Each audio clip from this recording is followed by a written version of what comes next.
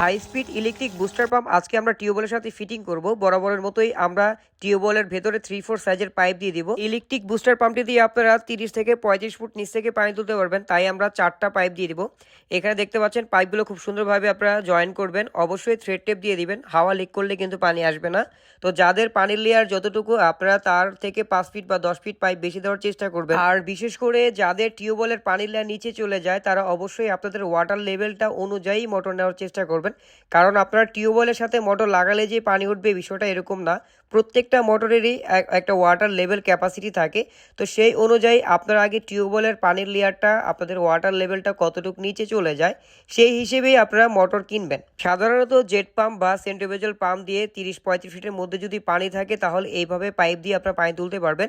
আর যদি পানির লেয়ার আরও নিচে চলে যায় 50-60 ফিট, তাহলে অবশ্যই আপনাদেরকে 1.5 ইঞ্চি টিউবওয়েল হলে কম্প্রেসার ব্যবহার করতে হবে। আমরা যে পাম্পটি